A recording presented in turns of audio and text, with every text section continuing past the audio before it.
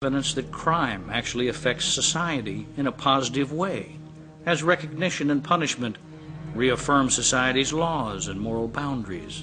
Crime brings together honest men and concentrates them. Durkheim found that religion was less supernaturally inspired and more utilized to reinforce collective morals and norms, provide life purpose, and afford a means of social interaction and communication. If religion has given birth to all that is essential in society, it is because the idea of society is the soul of religion.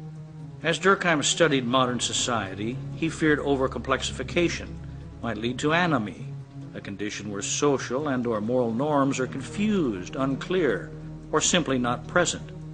Emile Durkheim was one of the most prolific and influential sociologists ever.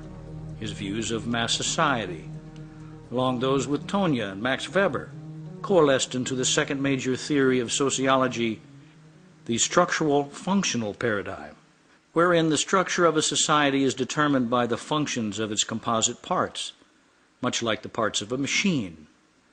Max Weber believed that modernity meant replacing traditional worldview with a rational point of view, and that sociology should start with the subjective meanings individuals see in what they do, and work outward to understanding any laws or regularities that govern the whole of society. Weber used the term bureaucracy to describe social organization designed to coordinate the actions of large groups through written rules and procedures. While efficient for business, Weber thought bureaucracies were rigid and highly impersonal and would ultimately lead to a dehumanization of social life.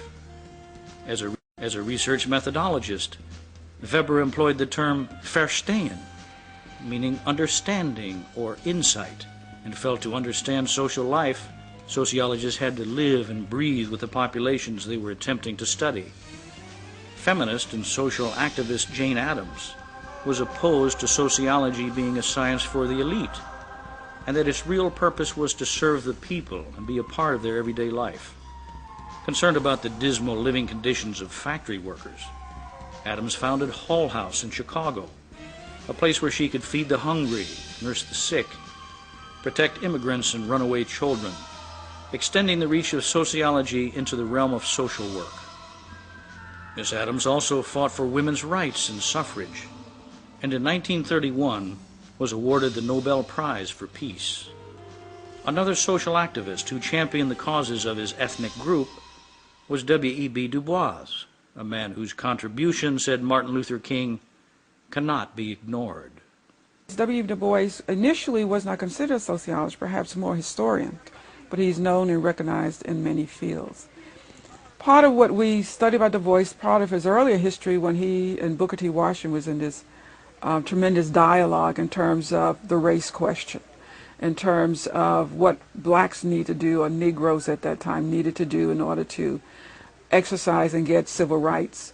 Not only should we be the workers, but we should be the creators, the thinkers. But his initial contribution was that he helped to form the Niagara movement, which was the forerunners of the NAACP, wrote in The Crisis, a magazine which specifically looked at African American or black issues, that he said the problem of the 20th century was a problem of the color line.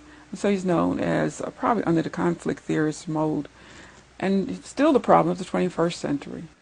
As cities matured into large, dense, and diverse population centers, sociologists studied the behavior of urbanites, whose attitudes, values, and beliefs had continued to evolve along the course outlined by Tonius, Samuel, and Durkheim.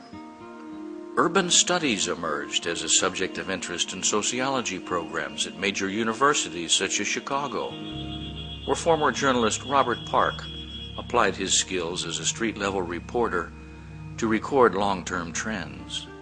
Park coined the term human ecology and found Chicago to be the ideal laboratory to study social interaction and collective behavior.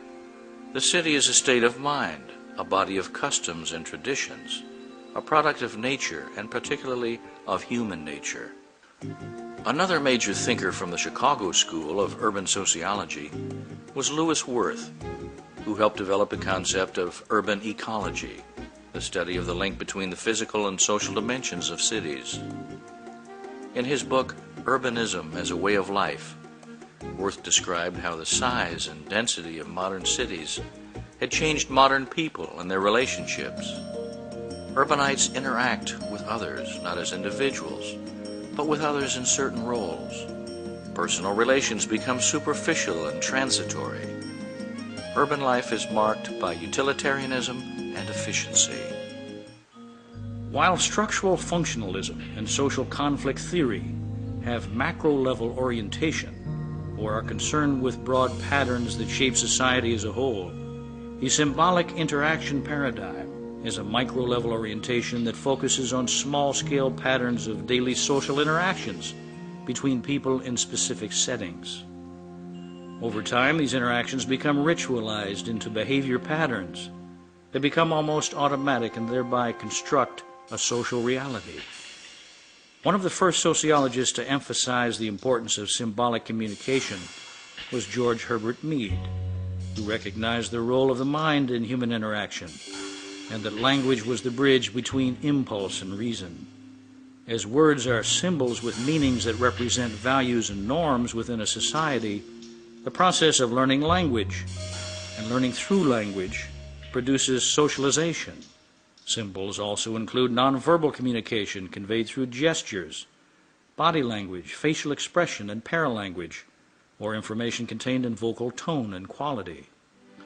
Through mastering language, individuals set up assumptions about their roles in life, giving intelligence a historical development that is both natural and moral.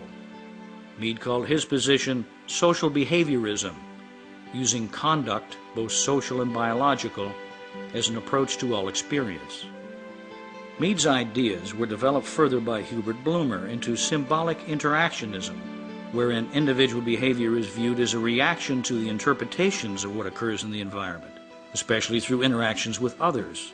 In studying social problems, the focus is on the meanings of symbols, which reinforce existing or create new patterns of harmful behavior.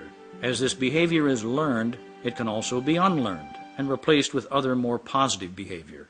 We do something right and we kind of pat ourselves on the back, or we simply ignore it. It just happens. Life goes on, there's no disruption. We make a wrong choice and we lose money, we lose property, we lose time, may even lose a life. Then we have to stop and say, what was it about that choice that was wrong? What could I have done and done differently that would have made it turn out better? So that's how we learn. And I think we always learn from our mistakes and not from our good things that happen. Charles Horton Cooley augmented the symbolic interaction paradigm with the notion of the looking-glass self, wherein what we think of ourselves depends upon what we suppose others think of us. If we think that others see us as beautiful and charming, then we will act beautiful and charming, the same as looking in a mirror. The symbolic interaction paradigm was further defined by Harold Garfinkel through the use of his term ethnomethodology, the study of the way people make sense out of their everyday surroundings. Garfinkel found that the way people talk and behave is largely the result of ingrained assumptions about the world most people take for granted. In order to observe the process of how people construct their own reality, Garfinkel's method was to deliberately ignore social norms of interaction and purposefully break the rules in what he called breaching experiments that revealed unspoken social agreements. Another theorist who employed unusual methods to uncover the truth in social behavior was Irving Goffman, who analogized human interaction with actors on a stage. Goffman pioneered the idea